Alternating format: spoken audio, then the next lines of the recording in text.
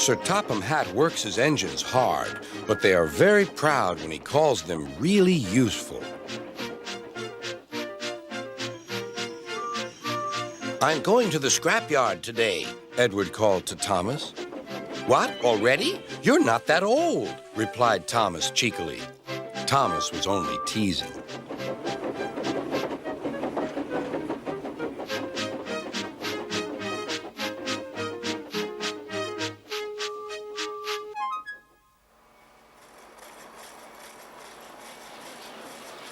The scrapyard is full of rusty old parts and machinery.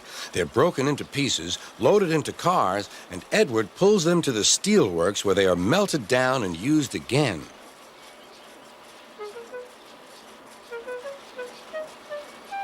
Today, there was a surprise waiting for Edward in the yard. It was a traction engine. "Hello," said Edward. "You're not broken and rusty. What are you doing here?" "I'm Trevor. They're going to break me up next week." "What a shame," said Edward. "My driver says I only need some paint, polish, and oil to be as good as new, but my owner says I'm old-fashioned." Edward snorted. "People say I'm old-fashioned, but I don't care. Sir Topham Hatt says I'm a useful engine. What work did you do?" "My owner would send us from farm to farm.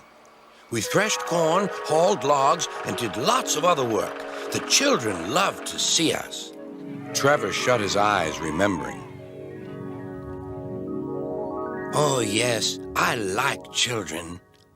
Edward set off for the station. "Broken up, what a shame. Broken up, what a shame. I must help Trevor, I must." He thought of all his friends who liked engines, but strangely, none of them would have room for a traction engine at home. "It's a shame, it's a shame," he hissed. Then, beep, beep. Why didn't I think of him before? There on the platform was the very person.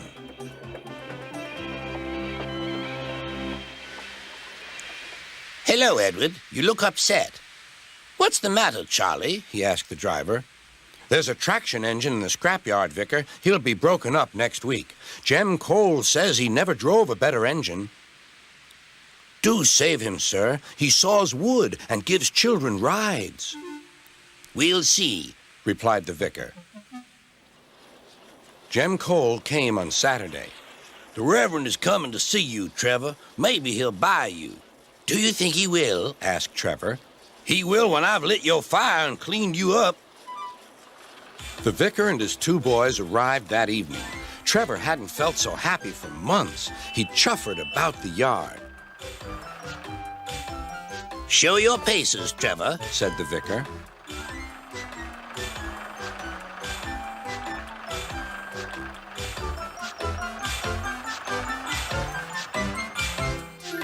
Later, he came out of the office smiling.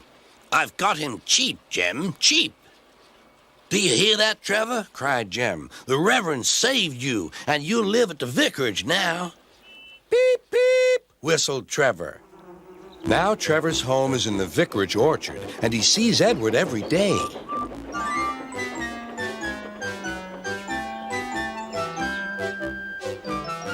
His paint is spotless, and his brass shines like gold.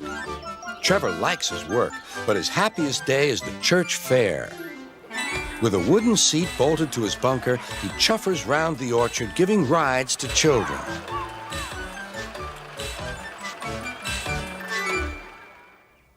Long afterward, you'll see him shut his eyes, remembering.